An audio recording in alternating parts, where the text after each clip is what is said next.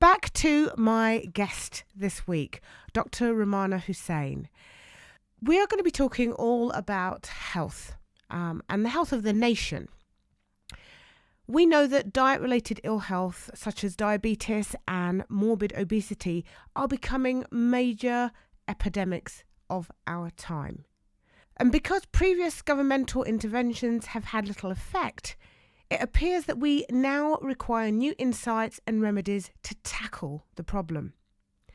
So my talk today with Dr Romana Hussain, who is a British research scientist who has been researching diet-related ill health for over a decade, is going to be sharing her insights. She states that it's not willpower or lack of knowledge on the part of people in the UK, but it's mostly the fault of manufactured food, which is spearheading diet-related ill health. And it is this which needs attention, immediate attention. This is the conclusion of her book, The Big Food Crisis. She's also devised a book of reformulated recipes of typically British foods so people can immediately lift their dietary health and reduce obesity whilst enjoying their normal food. Her research was published in May of this year in the Journal of Global Health Governance, and her books are due to be published in early 2023. And we're going to jump straight into the interview. So I'd like to welcome you, Dr Romana Hussain. And my first question, we know that the government has come up with many previous interventions, and yet the issues seem to be multiplying. Now, the UK government has had many schemes to encourage people to, get their 5 a day, avoid fast food and highly processed foods, and for us to make food at home. Has this worked? No, it's largely had little impact. We can see that by the escalating rates of diabetes, cardio-vascular disease, and morbid obesity. The thing is, most people don't have the time to make everything from scratch. Many of us are so busy that we have no choice but to often rely upon ready-made food. And I'm including the doctors and nurses during the start of the COVID pandemic, who were so overwhelmed that they had to rely on ready-made food being delivered. Ready-made food's often ultra-processed, which means that it contains excessive sugars, salt, has low nutrition, has many additives and unhealthy fats. And all of that is so very detrimental to health. Wow, so I hear that. So can't people just read food labels and from that then choose the healthier products?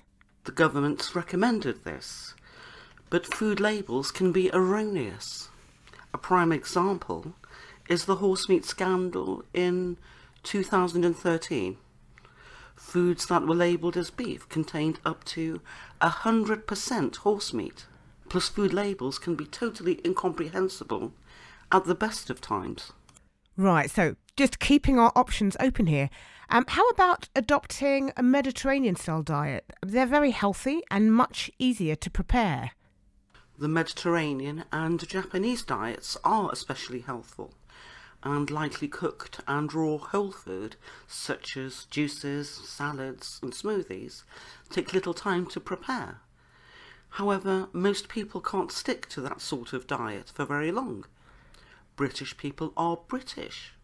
They're not Mediterranean and they're not Japanese. You can't expect someone to totally abandon their culture, of which food is such a huge part, and suddenly adopt a totally different way of eating long term. In the UK, veg juices and salads tend to be thought of as rabbit food, and not something that most people want to consume day in and day out, and definitely not to totally substitute their normal food. The food of choice in the UK, unsurprisingly, is generally British food. Just as in Japan, the food of choice tends to be Japanese food, and in Brazil, the food of choice is Brazilian food. I spent 7 years researching this in the UK, Brazil, Malta, Japan, Romania, Australia and Spain, and found that you just can't argue with culture. Most people can't eat totally outside of their cultural norm for very long. The food that you were weaned on from a baby is associated with love, care, and comfort, hence the term comfort food. Areas in the brain light up when even a picture of that food is seen. Therefore, instructing people to swap their normal diet for something totally different tends to be met with failure. Right, okay. Well, that certainly highlights and speaks into the impact or the challenge that most people have when they are trying to change their diets. I hear you. But don't British people consume all sorts of food from around the world? I mean, if we look at the different restaurants on our high streets, that speaks into us really having kind of a flavour for food from all over the world. Of course, British people these days have a wide palate and consume Greek food, French food, Ethiopian food, and so on, but that tends to be occasional. The bulk of what's consumed day in and day out is, unsurprisingly, British food. And it's the food that we consume in bulk that has the greatest impact on our health. Because of lack of time, sadly, much of that food is bought in ready-made, and in this country it's largely ultra-processed, and it is that which is spearheading diet-related ill health. When you talk about British food, what do you mean by that? Modern British food, alongside roast dinners and cooked breakfasts, has slowly changed a bit over the past 40 years or so to now encompass dishes such as Chinese-style stir-fries, curries and spaghetti bolognese. It's a bit different to traditional British food, which didn't have such dishes, but which did have dishes such as tripe and onions, which aren't so popular now. The modern British diet is fine as long as it's made from scratch. The problem is, however, that few of us have the time to always do that. So we then have to rely on ready-made food, much of which is ultra-processed. Okay. So in a nutshell, how would you summarise the problem of healthy eating? British people basically know what they should eat and what they should avoid in order to be healthy. But making nearly everything from scratch is basically impossible. Even housewives generations ago struggled with that. They often relied on Hover spread, Bird's custard and Bisto gravy powder. And housewives are a dying breed now.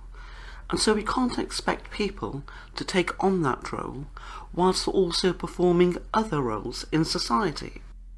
A couple of the most healthful diets are the Mediterranean diet and the Japanese diet. But British people aren't Mediterranean or Japanese. You can't expect British people to routinely consume salads or have a bowl of olives or almonds as a snack as they do in the Mediterranean. A snack in the UK is a cup of tea and a cake or a biscuit. People in the UK try the different ways of healthy eating that have been mentioned, but they find them hard to stick to long term. They then think there's something wrong with themselves, but there really isn't. Right, okay. So, lots to take on from that. So, where do you think the government has gone wrong? Manufactured food is big business, and so the government seems to be reticent to point the finger there. Instead, the government tends to want to imply that it's mostly a personal issue, that people should take responsibility for what they consume. However, it's ready-made food which should be mostly the target of change, as it's this which is making us sick. Ultra-processed food actually defies the definition of food. The definition of food is edible substances which foster good health. However, ultra-processed items do the reverse. They cause ill health such as diabetes. Hence, the issue is largely political in nature and not just simply a personal matter. Right, okay. That certainly makes much more sense to me now.